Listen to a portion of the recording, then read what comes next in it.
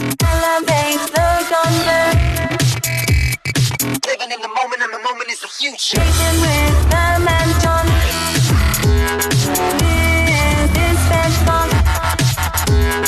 Welcome to Spread Talk with Pam and John, also known as The Calm. Before the Storm. Our purpose is to elevate the conversation and amplify special education resources. And our why is about making the impossible possible. This morning with Spread Talk, we have Cammie Dodds from Brady ISD, correct? Yes, ma'am. All right, good. And we're excited to have you. One of our colleagues, Connie, was telling us about Project Unified and how involved Brady ISD is with it and the success you have with the program. So we would just like to hear more about your successes. Cammie, it's so good to have you on. We're so excited to be kind of elevating this piece, really. Connie shared it with us. I think all of us got excited just to share the story, to share the experience, and really just to elevate kind of the work that you're doing there in Brady. And so we are thrilled to have you with us this morning on Sped Talk. Thank you. It's been an honor to be a part of, that's for sure. This is my 6th year in my position. I'll kind of give you the backstory on that. And I went to college to be a therapeutic riding instructor because I knew I wanted to work with special needs, always had horses, thought, man, this is it for me. Economically, I was like, yeah, this is not it for me. I can't afford to live. And so I ended up in Brady and I thought, well, if I go into education, I can still work within the population that I want to. My dad was a coach, so I grew up in the school system my whole life. And so I went and got alternative certified, and there wasn't a position in self-contained classroom like what I was wanting. And so I ended up teaching English at a middle school campus for 6th grade. Just kind of seeing the interactions there as a general education teacher has made me so much better as a self-contained teacher because I see both ends of, what the classroom needs to look like for inclusion and for life skills self-contained. So I took all that knowledge when the position finally came open at high school and I was like, okay, first thing we're doing is we're starting Special Olympics. And I told them that in my interview and I expected them to be like, yeah, I don't know. And they pretty much said, okay. I mean, they're kind of like, well, how much do we need to help? And so I told them, this will be my baby. You don't have to do anything, just support the program. That's all I need. And they're like, okay, done. So that's how we started Special Olympics on the campus. I came in, I got certified the year before, and I went to a few of the events. So I kind of knew exactly what we were doing and what it was going to look like when I took a team. I had helped with Special Olympics in high school, so I knew how amazing the program was. And I thought, my students need a way to have some accountability with their grades, with their behaviors and things like that. So it gives them something to strive for and something to really kind of have that little pin in there, the feather in their hat, I guess you could say, of, yeah, I'm an athlete. I go compete and I go do this and I go do that. And so that was kind of the preface behind why I was so passionate about getting it started. And then I stepped into my classroom and I realized how much more important it was that we got it going because my students never left the room. The bell would ring for other students to change classes and they sat there. And I was like, okay, coming from 6th grade, they get out, they change classes, they leave, and then they come back. And I was like, okay, I realize you're with me for, 3 or 4 classes periods in a row, but get out of here. Like, you need to go talk to people, go use the restroom. I need a break from you. You need a break from me. So I would tell them, go mingle, go make a friend, go mingle. And they still just kind of stared at me. They're like, we don't really feel comfortable with that. I thought, this is a problem. The fact that my students don't feel comfortable enough to leave the classroom on their own campus, especially my juniors and seniors who have been there, I'm like, we can't have this. I love that you saw that, you noticed it, you immediately picked up on that. It was shocking. So right off the bat, like we had a rule. That bell rings, whether you're coming back to me or not, you better leave and get into the hallway until the tardy bell rings. Leave my classroom, you have to get out of here. And even still, that's a rule. They know. The bell rings, you have to go. Get up, stretch your legs, get a drink, do something. So we kind of got their faces out there a little bit by doing that. Well, then I introduced Special Olympics. And of course, this is new. None of my students had really competed or done any type of sport. So they're thinking, really, you're going to make us go work out and we're going to sweat and we're going to do all this stuff? Like, I don't think so. So I promised them then and there that I will never ask you to do anything that I am not willing to do. So I get out there, I run, I play basketball, I lift, I do everything that they're doing. Because if this lady can do it, then they can do it. and we can modify it and we can do everything that we need to do. And so I work out with them. And so, you know, after a while, they're like, well, okay, fine. If she's doing it with us, I'm still going to complain, but I'm going to go. So by March of that year, it was close to spring break, and I was like, okay, I'm not really feeling it. So what if we just hang in the classroom today and we skip workout and we do something else instead? And they were like, no, we have to go work out. And I thought, okay, wow, like it's really resonated with them, that the fact that they're not even on board with skipping workouts. They're like, we need to go. This is our routine. I'm like, you're exactly right. So they pushed me and we went and we did our workout. Of course, it's track season, so we're out there running. And I was like, really don't want to run today. But the fact that they were initiating it at that point was pretty exciting. So that's how we started, just the general traditional athletes of Special Olympics. Well, as we're going through the school year, I'm getting certified in more and more sports to coach. So we have 5 sports that we compete in. So we're year-round athletics, just like our UIL athletics. We start with bocce in September. We do bowling in November. We have powerlifting in January, basketball in February, and then we have track all through the spring. So with track, we get to go to multiple meets. We've gone up to 6 meets in a year, from local to areas and things like that. And so they're always training for something. And if we're not training, we're in off season. And every student who competes gets to choose what they compete in, because not a single athlete in athletics competes in every sport. That's just not realistic in life. And so I make them all try it. Their freshman year, you have to try it so you truly know what you're making a decision on. But if you don't like the sport and your parents are on board with you not doing it, I understand. I don't like every sport either. So I don't always have as many students in each area. But then we started bringing in our unified aspect of it. So we had PALS. It's the PALS organization. They had already were working with us every Tuesday for 1 class period. And it was very telling when that first started as well, because they were kind of like, well, how do you want us to talk to them? I thought, what do you mean? They're like, well, we don't really know how to hang out with your guys. I'm like, well, you just hang out with them just like anybody else.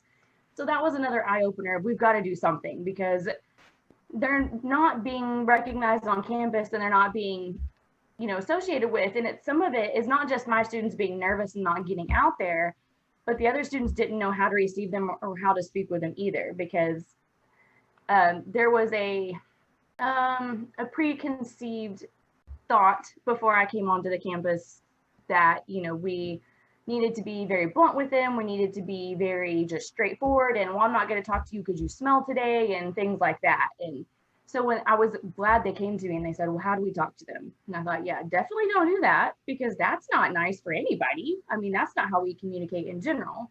So it was, you know, I thought, I've got my work cut out for me, but we're going to get there. So they started off with still coming to us every Tuesday. We started with the regular icebreakers and just kind of slowly got into it. And then as our seasons progressed, then they jumped in and they started practicing with us. So they would play games with us. They would play bocce. They would run track. We would have unified relays. So it kind of started slow in the sport aspect of it. And then we grew from that into, we're doing campus-wide Respect Week. Let me ask you a quick question on that. So I love how you are describing, it's almost like the evolution of an inclusive experience for kids, you know, and obviously you always start where you're at, which is, okay, where are we at? Let's figure this thing out. And from there you say, okay, well, what can we do? How can we start? How can we move this thing forward? And then it builds and it grows and it kind of starts to take on a life of its own, something that at one point maybe kids were resistant to. Now you have not just students, you know, well, students of all ability, right, are joining in and wanting to be part of this experience. Yeah. And really, obviously, you're the one fostering this, because I believe those kids in the gen ed classes coming in not quite sure how to, you know, engage some of the students in your program, mm-hmm. asking for the advice and stuff.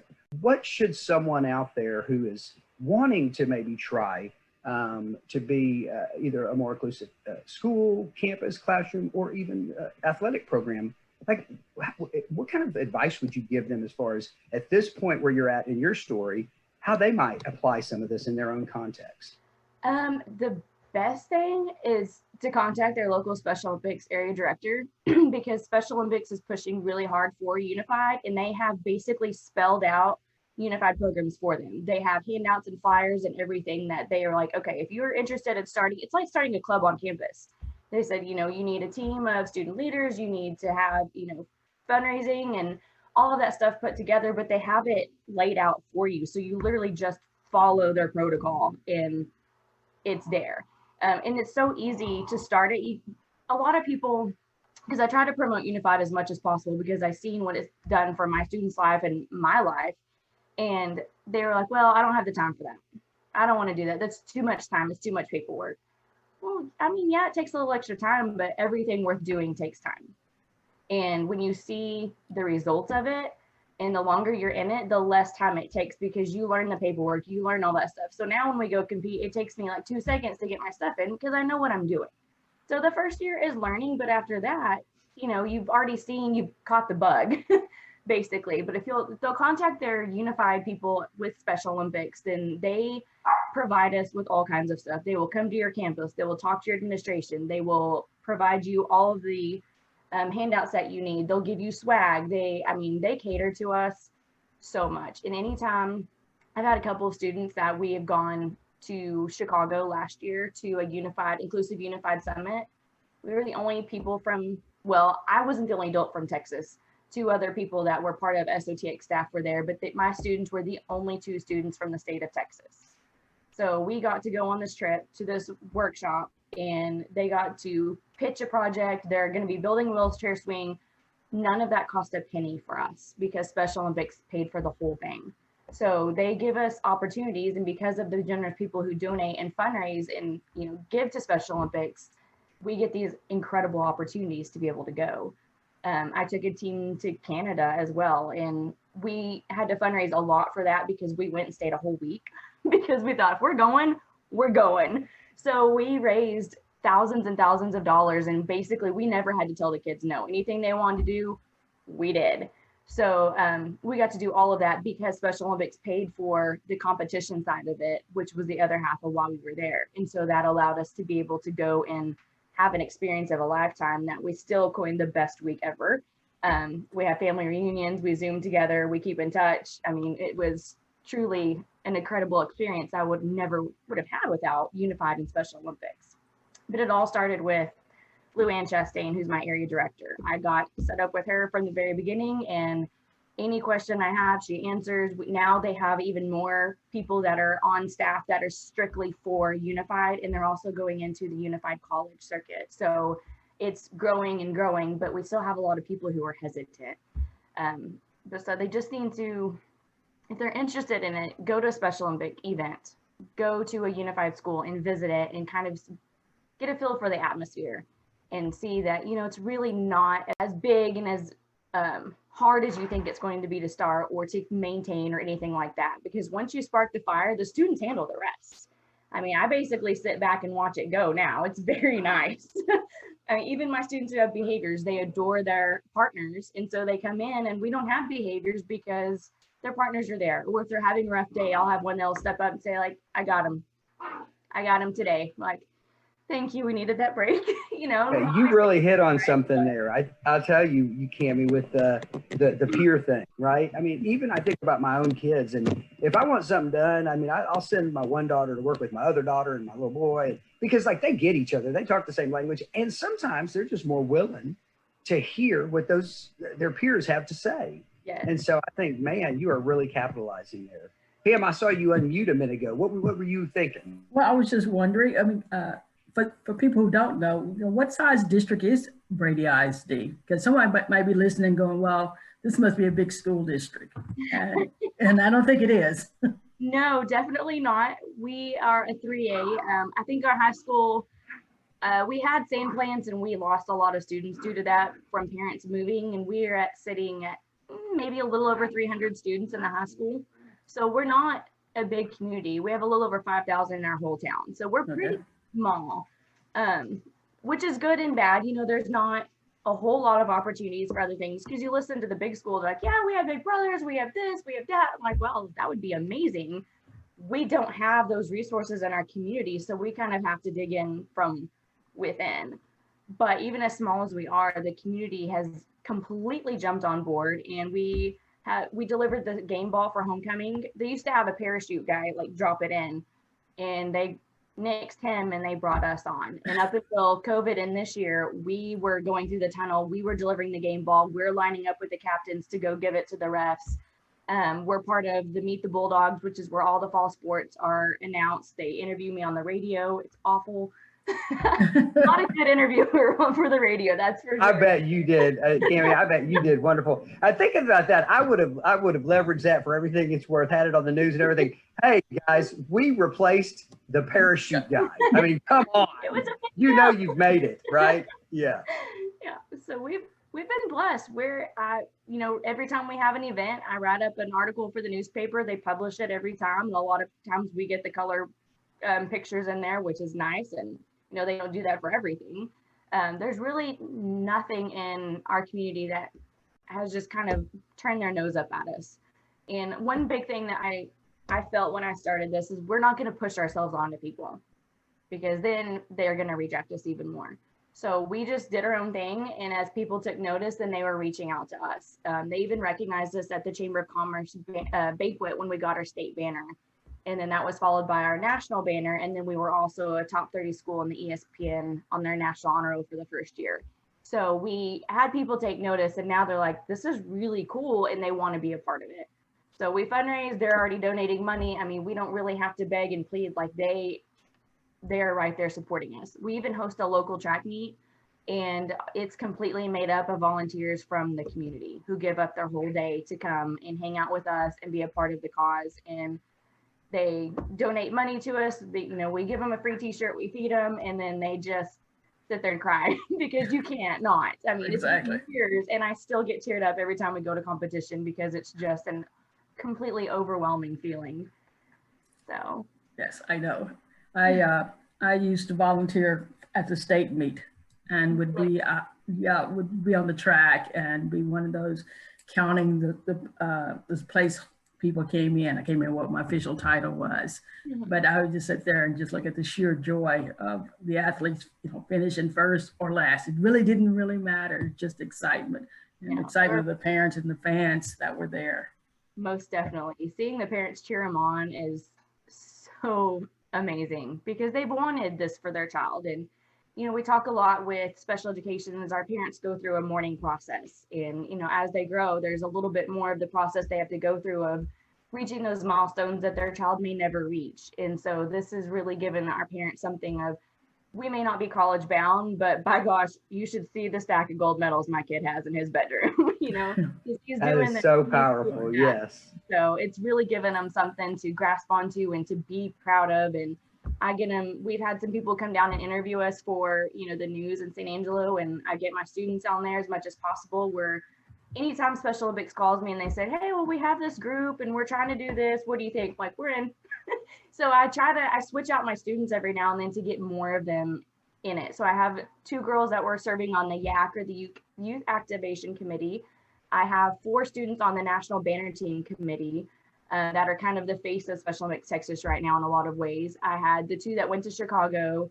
One of those that went to Chicago is also on the NBT, but otherwise it's all different students. And the ones who went to Canada, they've all graduated now, but it was a different group there too. So I try to share the love of, who can I get, who's going to do really well in this opportunity, or who needs this opportunity. So I have some students who struggle a lot with anxiety and kind of getting out in public. And so I sometimes pick them because I know that they're going with their partner. So they're going to be okay. And it's going to be a way for them to see that it's not so bad. We can do this. You have your script to read, you've been practicing, this, and I'll be darned if they don't flourish. They get out there and they crushed it. I love it. It's so exciting. And then they feel so much more confident that they're now more willing to go speak to people that they don't know. One of my students, she, you would talk to her and she would cry. You talk to her about riding just the general education bus, she would cry. She's a senior. She went with me to San Antonio to state as part of the YAC committee. And she, as a senior now, is working at Holiday Inn Express. She goes to work in the morning through the back program before she ever comes to me. She rides the Thunderbird, which is our public transportation bus, to work, and they pick her up and they bring her to school. And she's doing all of this around people. She has no clue. She does the breakfast bar area. So she's seeing new people all the time. and she's just killing it. She has her name badge, like she's hoping for a full-time or at least a part-time employment when she graduates. So you're looking at this girl who couldn't hardly function without crying to pretty much running a hotel. I mean, she could do it if you told her to, because she's so good, and she now has the confidence to know that she can do it and to not be afraid to do it. So that's been a huge success story for her. That is totally awesome. I was going to go back to one point you made. That's with the general ed student asking, how do we talk to the students? Now, you said, Brady's a small district, and you have to kind of think about the community that, for these students, till you came into the picture, it was that separation, that us and them mentality, yes, and the lack of interaction. And I think that's really powerful to bring to stop that, and bring people together and just seeing that, everyone's human, and, we treat everybody the way we wish to be treated or better. Yeah. And just to start those lines of communication, and just think about this I was kind of thinking from a parent perspective, is that, parents through all these years, these, other than the students that were in your self-contained classes, may or may not have any other friends. Right. Yes, and that's one thing that I always start every year with a new group of unified students, is that we take a poll. We get together in the room, we take a poll. And I asked my general ed students, I said, well, how many of y'all went to a slumber party when you were little? How many of you played youth sports? How many of you, went on trips with your family out of town? And of course, hands are flying. Some kids are holding up both hands like, yeah, I did all that stuff. I'm like, that's awesome. You had an amazing childhood. So then I turn to my students and I say, okay, how many of you were invited to a slumber party, a birthday party, played youth sports? And the general ed students are looking around expecting to see hands up, and then they realize that no one's putting their hand up.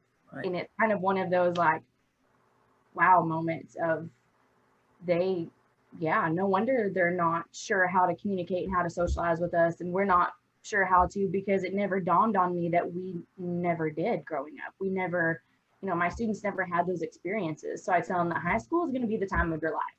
Because sometimes they graduate and they don't go to college, they don't go anywhere else, and they just live at home. So we're going to live it up while you're with me. And our unified partners are able to help us do that and to kind of take their experiences to the next level, because they had all of those. So when we struggle with, a student that we're not really sure how to handle, I had a young girl who was kind of boy crazy, and she didn't realize that every time she spoke, she was really flirty. She just thought she was communicating, which you see things on TV, and that's just not a good depiction of life. So I teamed her up with some of our unified partners that she had really connected to. And I talked to the girls. I said, okay, she's having trouble, communicating, hanging out. She wants to be friends with them, but she doesn't realize the vibes that she's putting out.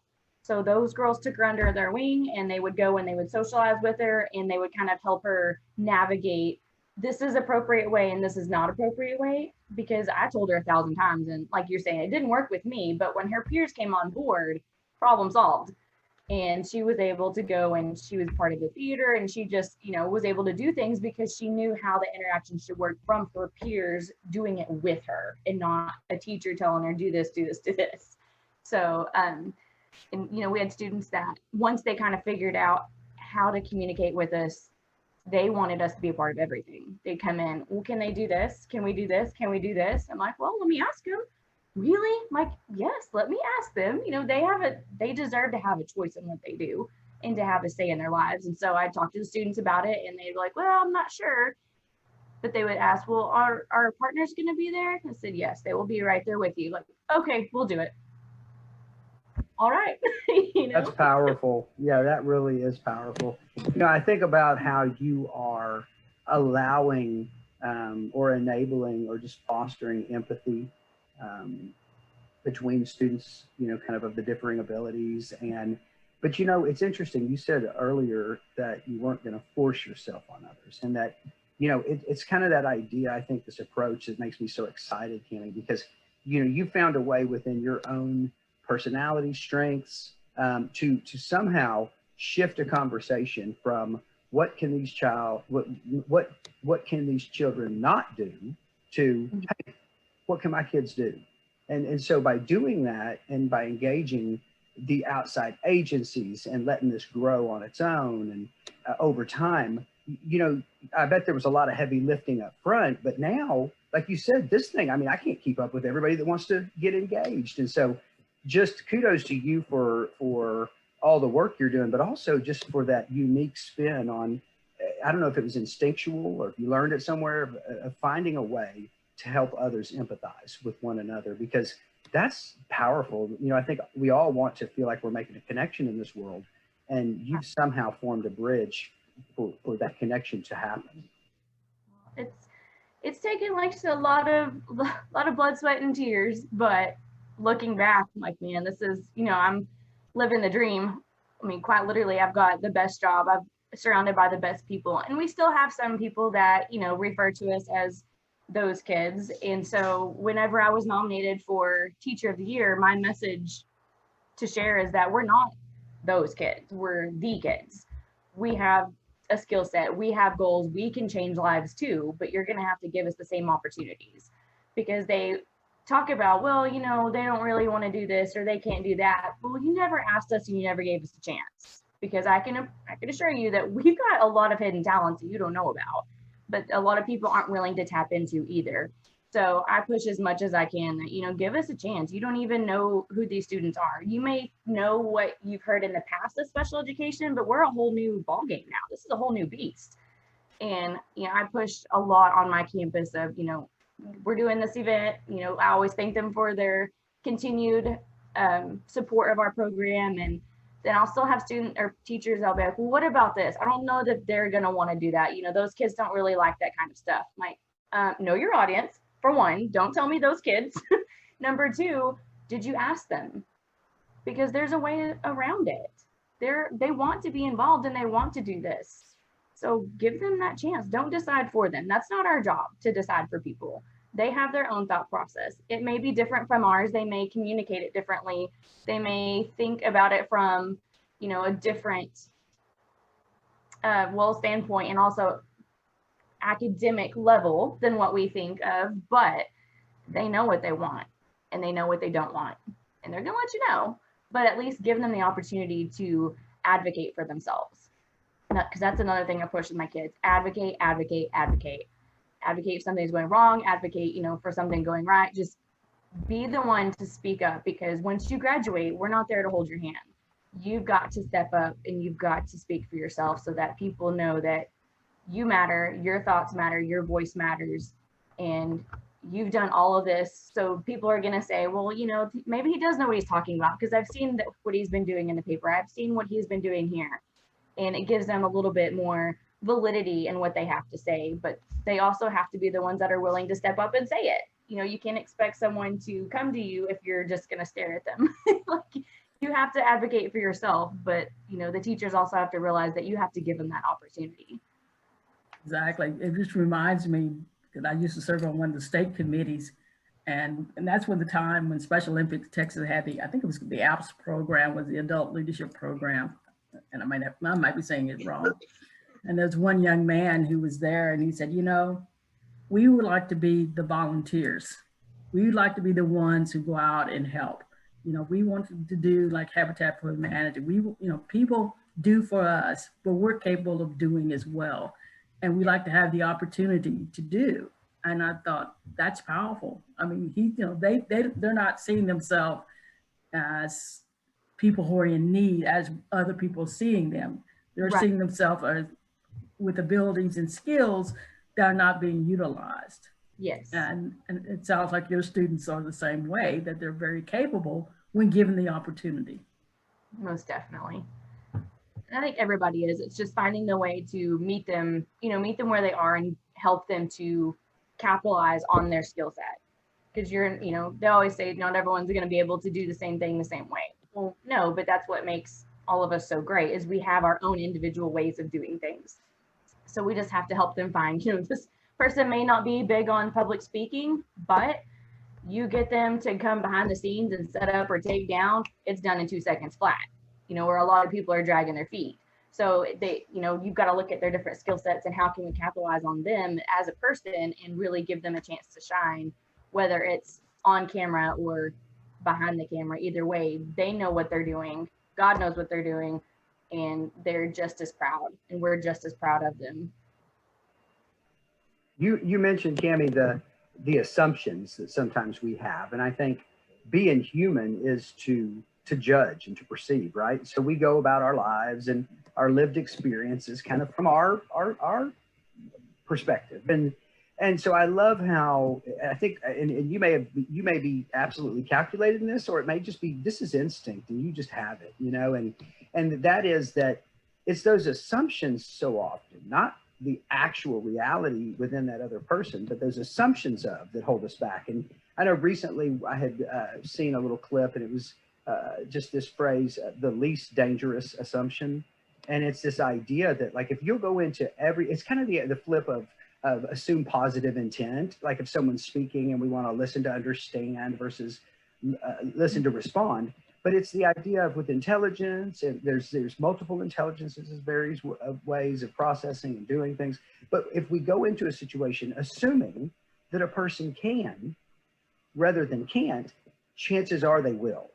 And so it's just you're in my brain. I feel guilty. You talked about living the dream. I think Pam and I, to have the opportunity to share and elevate stories like this has been, I say this a lot, this has been I think the best episode we've ever had.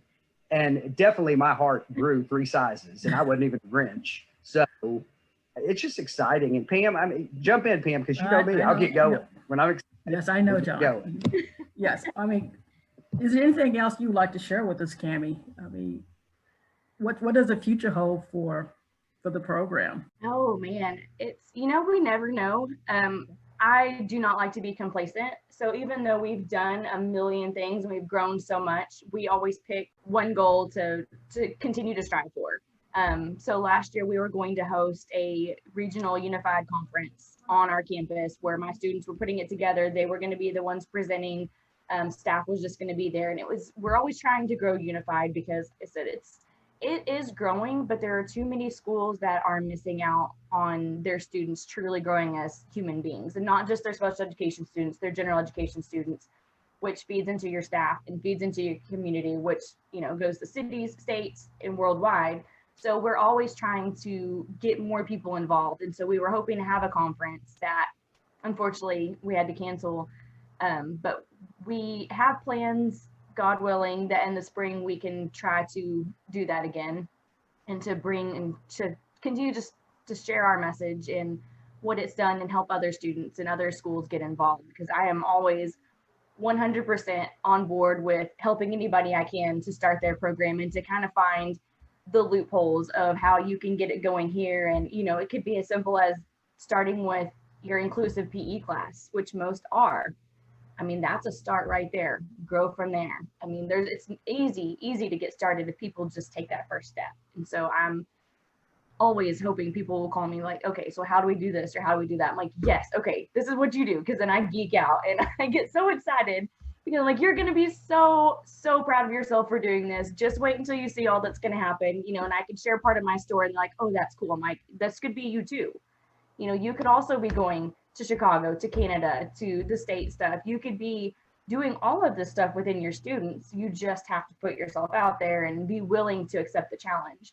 And so, anybody that wants to talk to me about it, always on board.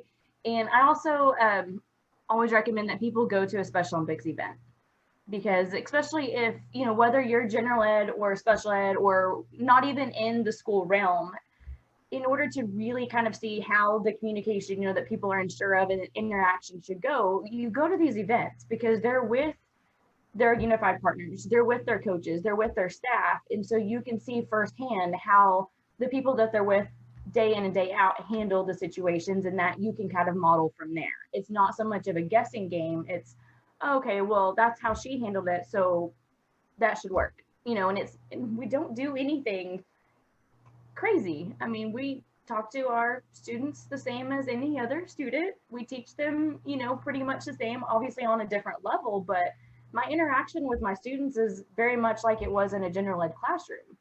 We just cater to, meet their needs a little bit more, but we still cut up, we still joke around. I mean, we joke all the time. Probably more than we should, but we have a good time in there. I call us a dysfunctional family because we still get on each other's nerves because of different idiosyncrasies, but we are with each other all the time and we're family. And I mean, I have students who have graduated years ago and they still call me. They still, we keep in touch over social media, and or I keep in touch with their parents, and they never leave me, and they never will, because we grow attached and they're still in communication with their partners too. And so this is a lifelong thing. It's not just something that happens in school. It's not something that happens in college. It's like, this will affect you for your entire life. So the more that you can stay involved, the better your life will be, and the more you're going to better other people's lives. So get involved, be a unified partner. Even they're always looking for people to come on board and team up with them. You're going to get the most incredible experience that you could have ever dreamed to have, and all you did was give some of your time. Cammie, I want to say you're hired. You in a heartbeat. Hey, by the way, will you hire me? I want to work for you because come visit us. You have got that magic. I'll tell you what, Pam talks about, a lot of times she'll say special ed is about making the impossible possible. And I'll tell you, you just epitomize that. And this has been such an awesome experience. And what are the odds we get you to come back on and maybe bring a student athlete or something in the future? Wouldn't that be super cool?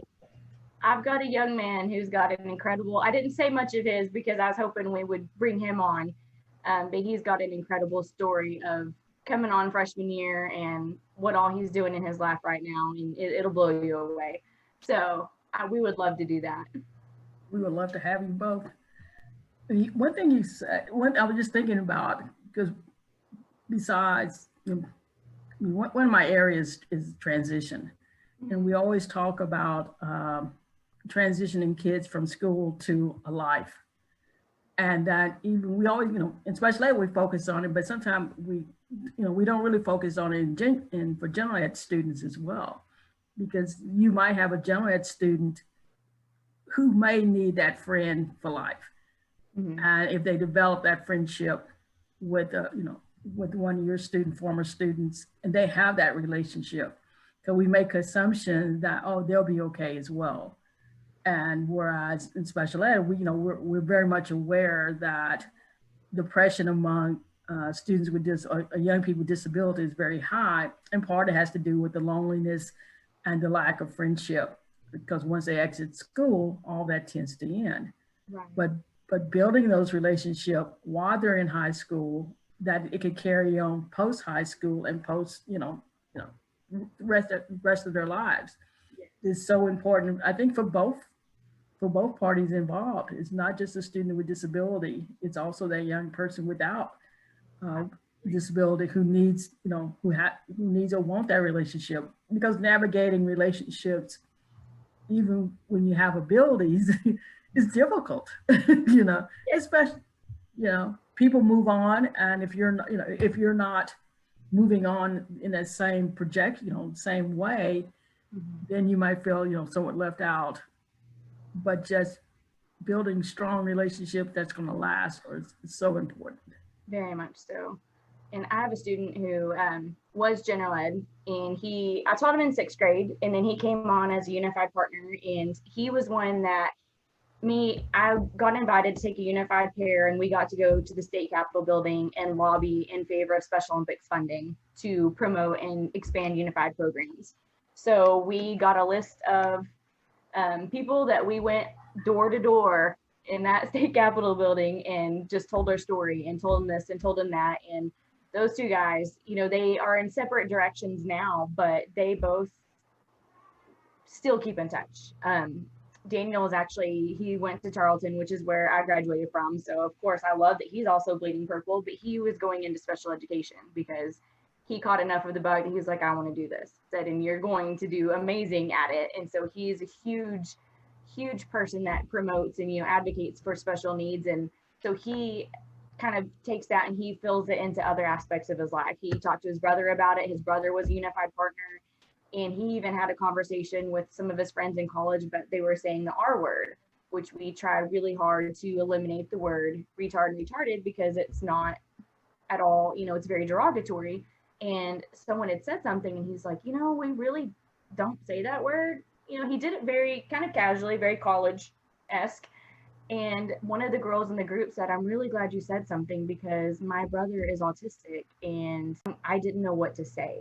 So the fact that he, from being a part of the program and learning to advocate, was able to help her kind of learn how she can better advocate for her own family member.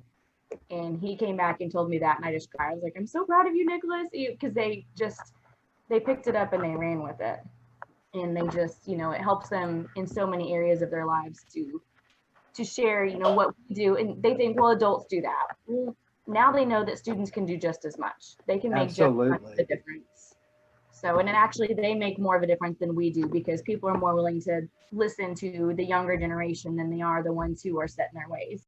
Cami, this is Evan, and I haven't asked a question yet, but I'm really interested to hear about how you decided. But I think a powerful story could be to share with other people what fostered in you the desire.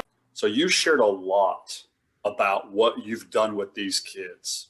Mm-hmm. And what is left out of this story is that maybe this doesn't happen without Cami Dodd's life. To want to go into this field and pursue this and be so passionate about it. I was always shy and quiet when I was little. When I got my ears pierced, I walked around covering my ears like this for weeks because I was more of, let me be the fly on the wall, don't bring attention to me.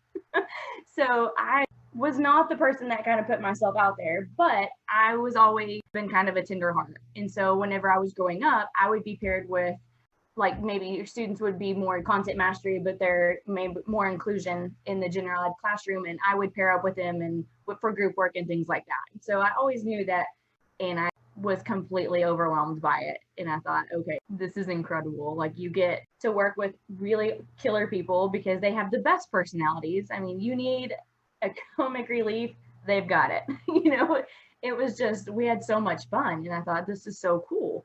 And so I never really got involved with special Olympics after that until kind of this aspect of it. But it was always in the back of my mind of like, okay, if I can ever get into Special Olympics again, like, I would love to do that. That would be so cool. And kind of kept going with the special education. Like I said, I went to college to be a therapeutic riding instructor, and we work with people with special needs, and they ride horses. So the horse's gait is the same as a person's gait. People that had never been able to walk before knew what it felt like to walk. And, you know, we would play games with them on horseback, and I would teach them to ride independently. And so it was a lot of fun just getting to know them there. I don't know, I was hooked. So I have worked within the other pretty cool people. Like, I never had a problem with that. And then as I went to a different high school, my dad took a new job. My best friend's dad did Special Olympics at that school in Lorenzo.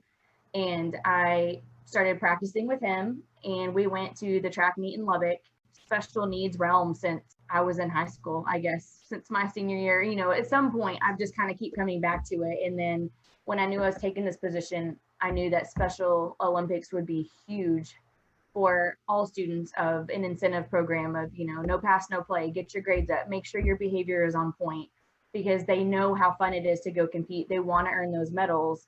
But if you're not doing your job here, then we don't get the rewards and the benefits, just like every other athlete. And so I just knew that I wanted to give them something to strive for. And I never dreamed that I would be where I am now and it would grow to what it is now. That's for sure. I thought we would compete in our 5 sports and then we'd be about done. But now I can say that I've traveled internationally, and I've, you know, lobbied, and I've gone to Chicago, and I've gone to all these amazing things through this incredible program. And I've taken my students along with me and just watched the unthinkable happen.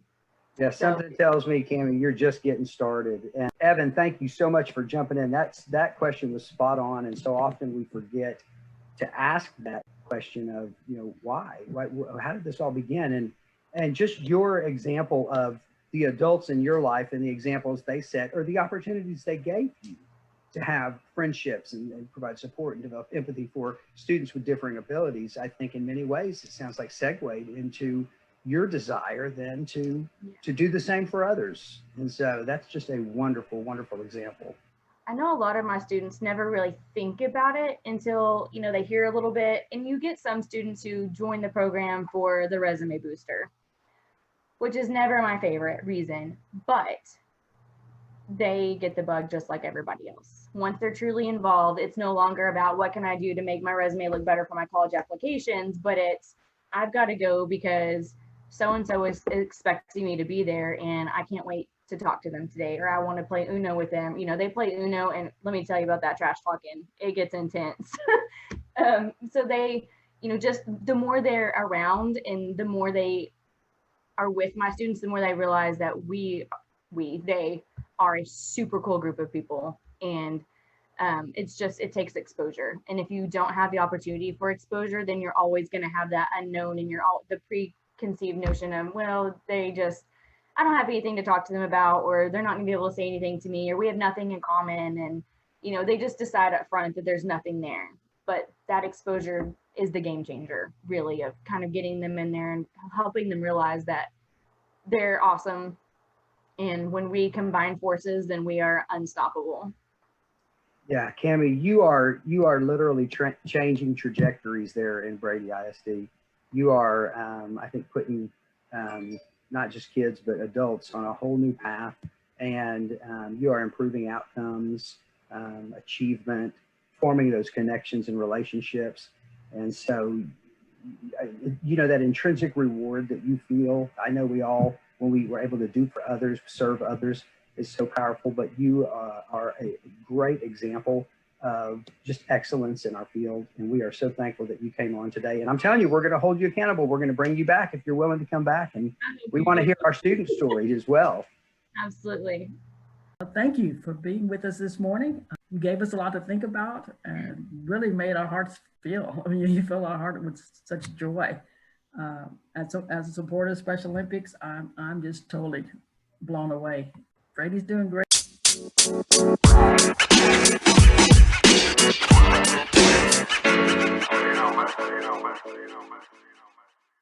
So I'm excited, Pam. Got Cammie back and she's got a guest with her. So, Cammie, who's your guest? This is Simon Guzman. He's a senior at Brady High, and he's a member of our Unified Club and our traditional Special Olympics team. Hello, Simon. How are you this morning? I'm doing good, man. How about you? Doing well. Thank you for asking. Hey, Cammie, you have a sling on? Yes, ma'am, I do.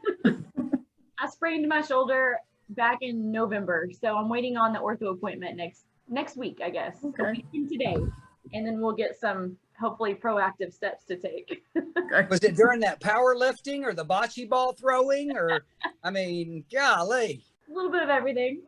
All righty. So, Simon, so you're part of the Unified team? Yes, ma'am, I am. Which sports?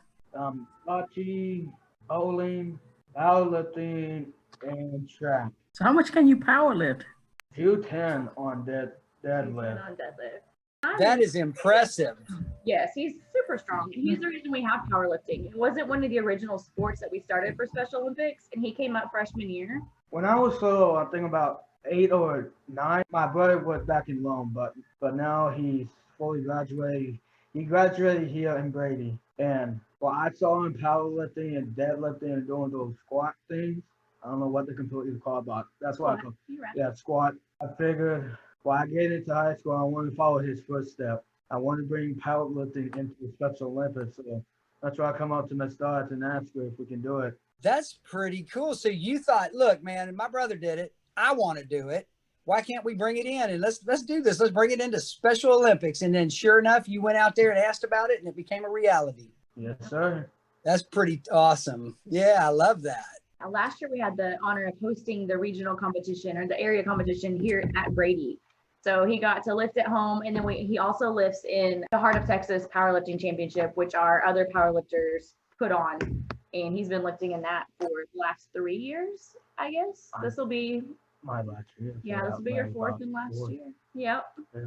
Wow. That's pretty cool. Yeah, I was just going to ask Simon, for as bocce and some of the other sports, do you have a certain person you partner with for each sport? So on your Unified partners, are you using the same partner every sport, or do you kind of switch it up depending on the sport? Okay, last year I used the same partner. Anthony Cook I had a strong bond with him, but now I'm thinking my last year I want to switch it up. So you and Anthony had a pretty strong bond. Y'all like hit it off pretty good. Yes, sir. We went to Chicago, Illinois for the Unified Leadership Summit. So what did you think about Chicago? We were the only unified team from Texas. So I was shocked about it. But my dad come up and told me, and I said, we were the only, I didn't know we were going to take a plane, so she didn't tell me that, but it was my first airplane flight. So I said, hey, I want to do it. Wow, first time on an airplane, huh? So, Woo! That can be nerve-wracking a little bit. You know, were you nervous? I was a little bit, but I had John with me. That my mom told me. It helps. So it won't pop my ears. Yes. It got me away from Texas for a few days, very on the other side of the world. And I was pretty happy about it because it was sometimes that I saw people homeless, and that kind of broke my heart there. Yeah. So now I see the world as it is now. It's different, huh? When you go out different places and see, like you mentioned, like homeless people and things that you see in Chicago, maybe that you wouldn't see in your regular neighborhood. It makes you think, doesn't it? Yes, sir, it does. So this year you're going to switch it up with another partner, correct? Yes, ma'am, I am. Cool. Having different partners is a good experience. So you can see how you work with others. So with COVID, Right now, they've moved everything to virtual events. what's going on with Special Olympics? Train here at home the way that we always have, but instead of going to a competition, they've devised it to where it's more of a skill set and you can do it from your backyard. So we set it up here at school. We did a virtual bocce is that October that we did that, Simon? I think so. I think it was October.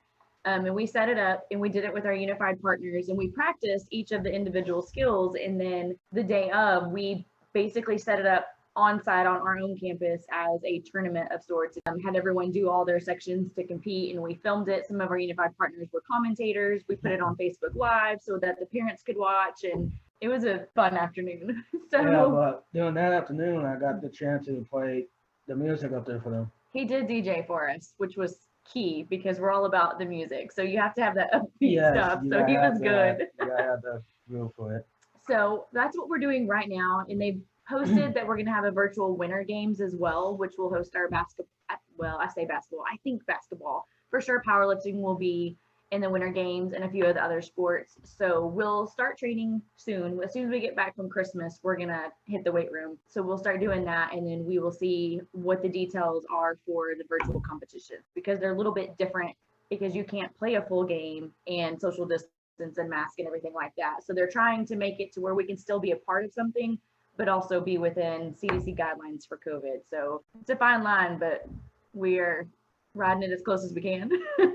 Great. So things are occurring. That's what I was wondering as we think about this and keeping everybody safe. I like the fact that Simon was the DJ. You're right. At Special Olympic events, you have to have music going. You can't, it's not an event without the music. Yeah, but it is. And Simon is also a member of the Texas National Banner Team. So there are 5 schools currently in Texas that are national banner schools that are recognized national banner schools for unified champion schools through Special Olympics. And from our 5 schools, we took like 1 to 2 unified pairs and they're serving on committees. So Simon, you're on which committee is it? The new sport committee. We talk about new sports. That first day and our unified partners, they've heard of it because they know we do it, but they're like, I've never played. I don't know what to do. Man, Simon got out in the middle of that court and he had them whipped into shape. He told them all the rules. He showed them how to play. Like he handled it. And then the day of, he goes around and he helps to make sure that we're following the rules, and he's also the biggest supporter of everybody. He's like everyone's personal cheerleader. He'll come up, he'll pump you up, he'll get you going.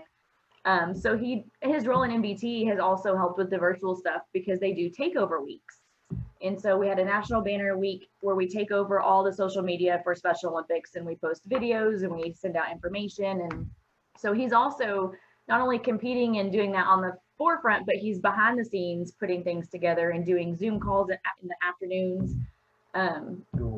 Google Meet. We do Google Meet for Special Olympics. So 5:00 one afternoon, he and I have spent all day together, and then we see each other online through our NBT meetings. So he's about as involved as he can get. So which is your favorite sport, Simon? I would say track and powerlifting. What makes those your favorite? On track, you get to go up against other teams from other school, and you can spend time outside, have that cool breeze, speak to new people, have fun. It's not all about winning on these sports, it's about having fun in my terms, but other people think it's all or it's about winning, and that I don't like. I'm not being a hater about it. I said don't like people think sports are about winning. It's only about having fun. And for powerlifting, you can get back in shape. And what is your nickname in track season? They call me the Flash in track season. And why is that? We went to Abilene. It was raining and windy, but that didn't stop me from going. I was in the 100-meter dash, and that's when I got my name, the Flash. But I never look back. I keep on going forward. He's so fast that he also runs on our unified relays, our sprint relays that we have. Yes. So On that one, you can pass the baton to other. Hey, Simon, you're rocking that Santa hat. Looking good. I have to do a curling routine first period, and I'm about to do one after lunch. Oh, okay. who are you cheerleading for? Okay. I'm in student council, and we do this curling routine like for fundraisers to get the school funds to go on trips and stuff. We carol for students or teacher or coaches, either one. Whoever would pay for it and stuff, and they get presents, gift cards, stuff like that. And this is your second year in student council? Yeah, my second. What's that like being on student council? I never could make the cut when I was a kid. I mean, there's probably reasons I probably misbehaved a little bit or something, but I just wonder, son, what's that like being on student council? Well, being on student council, it's really fun. You get to make the school more involved with new students, get them on our routine that we do for the school events like drug-free, blood drive. I don't think we'll be able to do the blood drive because of the COVID and stuff. But we used to do that back then, but now we don't. But it get the drug-free routine going on. We dress up and we do Halloween event. Mm-hmm. Now we did a turkey coach event. That's FCCLA, but y'all helped fundraise for Yeah, that. yeah, Y'all we do did. homecoming. Homecoming is your big one. Yeah, the homecoming one is the big one for the student council. But we gotta have all the money and all of that stuff to set it up and stuff. So that's the main idea why I joined student council, to see if we are going to have a homecoming event or not. They have, for each activity, they have subcommittees. So not every student is having to do everything all the time, but they set up the committees as a volunteer basis. And I don't know that I've ever heard Simon say no when he's been offered an opportunity. So homecoming committee, he's on it. Caroling around campus, he's on it. But let me tell you what, freshman year, if we would have asked Simon to go caroling, he would have stared at us and he would have went and sat down and buried his head. Yes, I would. He would not have said a word or gone anywhere. And now he's all over campus singing to random people. And it's been fun to watch him grow from super, super quiet and shy to sign me up, I'm in. I was just going to ask, what other activities are you involved in? Student council, you carol, you fundraise, homecoming is a big, but what other activities are you involved in there at school? For my third and fourth, I got 2 periods in one class. It's welding 1 and 2, like a coat rack. It's kind of tough right now, but I'm doing a little, got the letters down and everything, so got a welding on project. But welding is one of the best things I wanted to do because I get to build stuff. I can make trailers, make stuff out of wood too, anyways.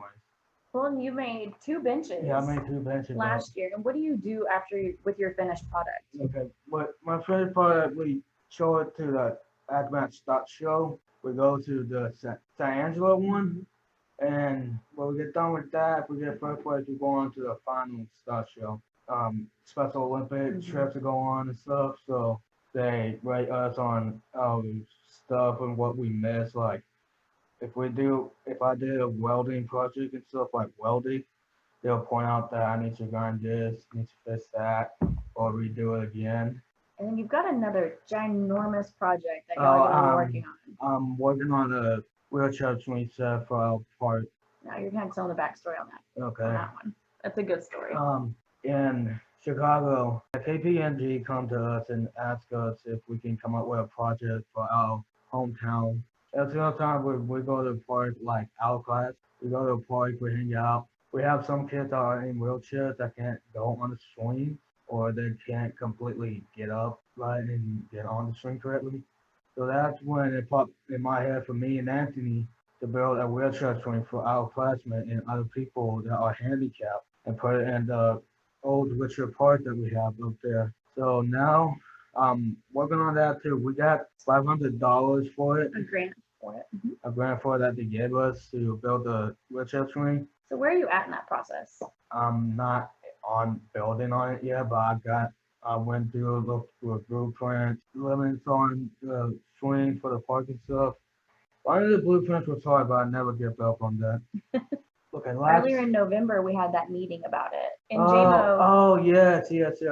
Me and JMO went to the park to meet up with Mr. Morgan, the one that controls the park and the lake and the golf course. He's looking on his side and he's thinking of building a sidewalk ramp for the handicapped people to go up and get on the wheelchair swing. We want to take out one part of the park that the kids don't use anymore. We want to take that out and replace it with the wheelchair swing. so he's made the phone call. They set up the meeting. They met with Mr. Morgan. They got all the approval that they needed.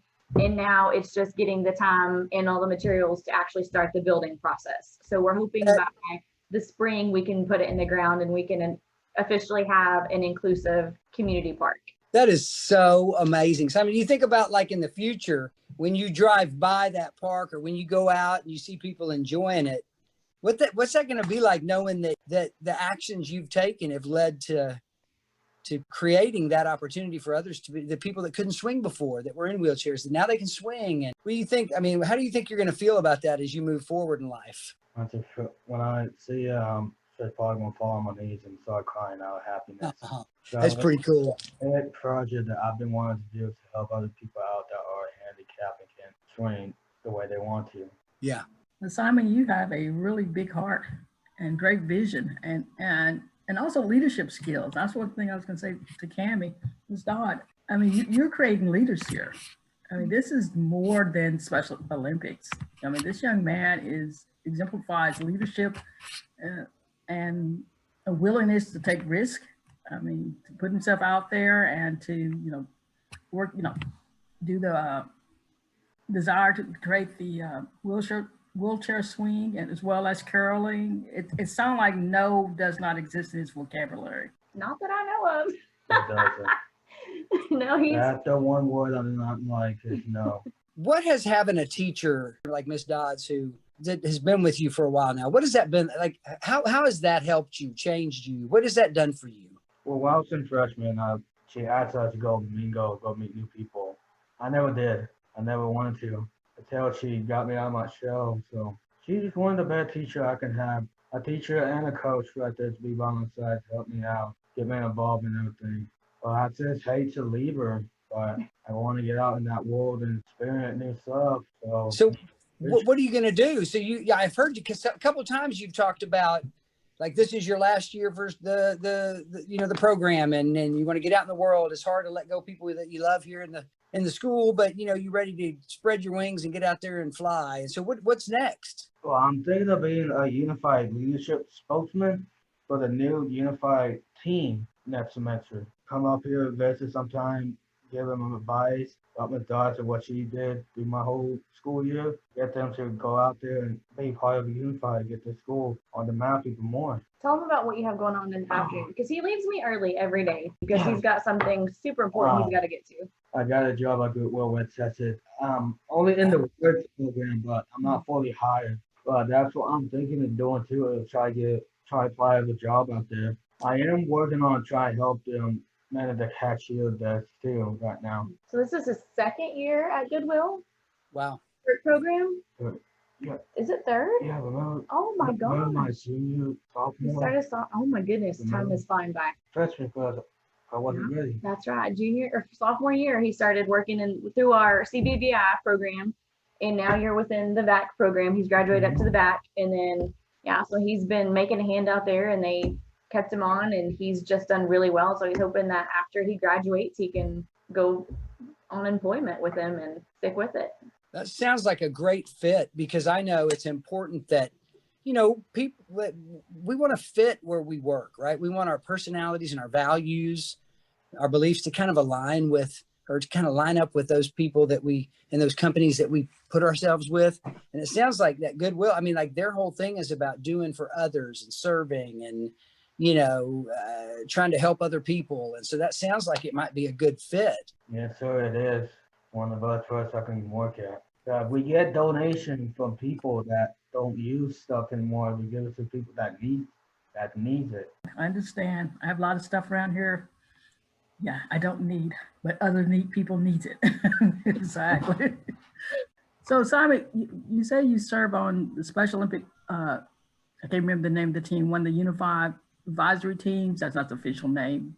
The Texas National Banner Team. We call it the Texas NBT for short. Okay. It's a mouthful. It's a mouth. It is. So what does that feel like? How do you feel serving on that committee? I feel like I'm getting more involved with new stuff, helping out new people, getting to meet new people on the. I think part of the coolest thing with the NBT is that the school, like the coaches, we're advisors for it, but the banner teams, the committees are actually, they're led by Special Olympic Texas staff members to serve on these committees. And then I pop in on the meetings that they tell the advisors we need to be on. But otherwise, if it's just a meeting for his committee, then he jumps on without me having to be there. I mean, he does it at home. So it's very self-driven, and he's never missed a meeting. I mean, it doesn't matter what he has going on. If he has an appointment, if he has to go to work, he'll pop in and out when he can.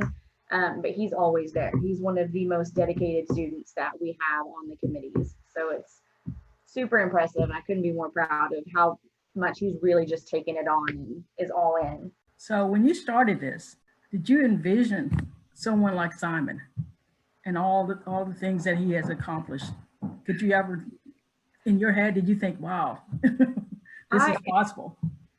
No, I didn't. I never dreamed that we would get to where we are and have the success that we've had. I obviously got in hoping like we're going to make a difference, and we're going to, I'm going to give my students something to reach for and strive for, and some incentive, and, something that's going to make them want to grow and be a part of something. But I never, ever, ever dreamed that it would go to where it's gone to. I mean, with the banners that we have hanging in our gym, Simon's been there for all of that. We have a state banner, we have a national banner, we have the ESPN plaque, we've got him going to Chicago, we've got our national banner team members. I mean, none of that stuff was ever even thought of within Special Olympics Texas. So everything that Simon is doing, he's not only groundbreaking for himself, but is for our school and also Special Olympics Texas in general.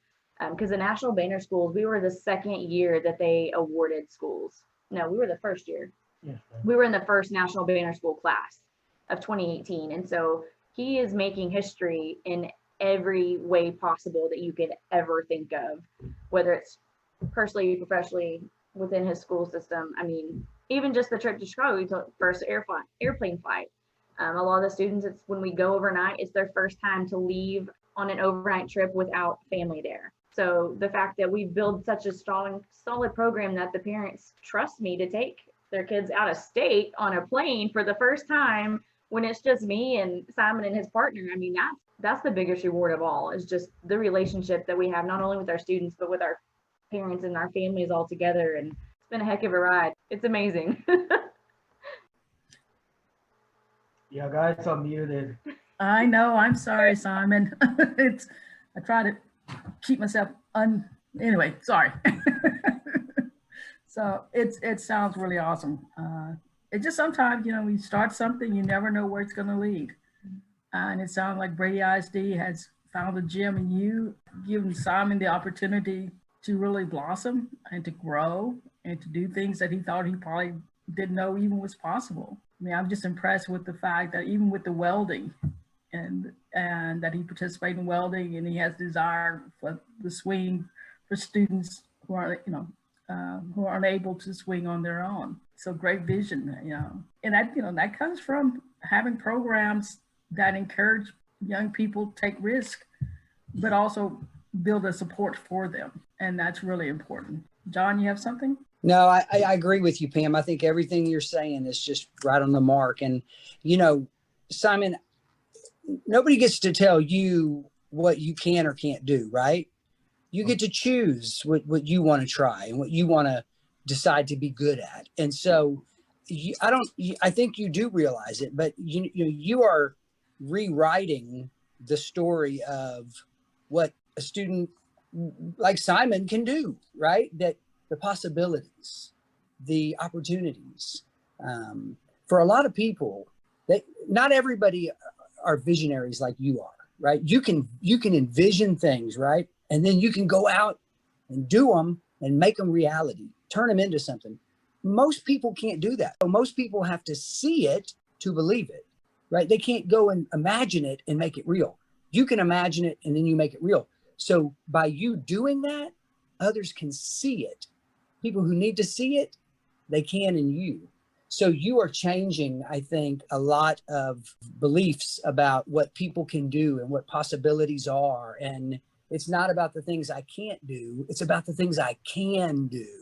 And so I am impressed. I think that you are a leader and a role model, and I'm excited to see what comes next, man. You're going up, up, up. I can see it. I have two questions.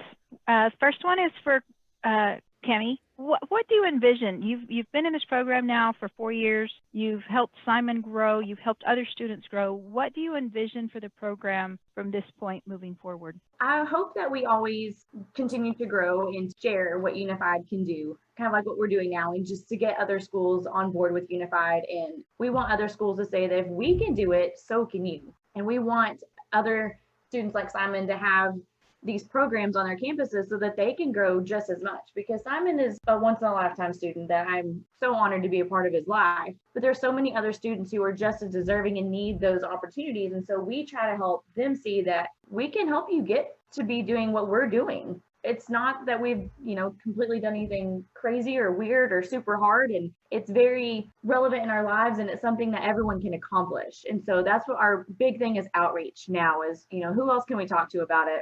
Who else can we get on board? Who else can we get these opportunities in front of? We want every school in Texas to be a national banner school. I mean, yes, it's exciting to be one of the first, but we want to be there's so many schools that could do this and could get as much benefit out of it. And let's get everybody on board. Let's get everybody unified, because that's only going to make our world better. Everyone. It's going to strengthen our communities. It's going to strengthen our schools, strengthen our cities. We've got to make a change in this world. And so this is something that we can do on our end to go back in a positive direction. My next question is for you, Simon. If you had the time to really go out and speak to somebody and give them a pep talk and give them one last piece of advice before you move forward with your life, what would that be? I would give them the advice to never give up, to never doubt yourself on anything that you cannot do. You just gotta believe in yourself that you can do it, and never be afraid to do anything new. Make yourself notice. Get out there, meet new people, have fun. You can do it, so don't be afraid to be included in new things. Never be afraid to go out there and do it. Always go out there and just do it. Don't be afraid. There's nothing else we can say. He has said it. That is one of the most powerful things I've ever heard, because I think sometimes we are afraid as much as others are to put ourselves out there and to be included. So Simon, you nailed it. Don't be afraid to be included. John, tell everyone how they can continue to elevate the conversation about special education in Texas. You got it, Pam. They can find us on Twitter, Facebook, and Instagram at SPEDTalk 2020. Because in these disconnected times, connecting with others has never been so important. Now more than ever, it takes courage to create culture and kindness to keep us connected. If you enjoyed this episode of Sped Talk, be sure to share it with a friend, because information should always flow through us, not to us. We couldn't do this without you, our listeners, and we need your help sharing the amazing transformation occurring in special education. Together, we can change the trajectory of learning opportunities in Texas for students with disabilities. If you have ideas, information, or resources that you think we should share on an upcoming episode of Sped Talk, let us know at SPEDTalk 2020 on Facebook, Twitter, or Instagram. And be sure to like our page while you're there. Oh yeah, and if you get a chance, please consider giving us a positive review on the podcast platform that you listen to Sped Talk.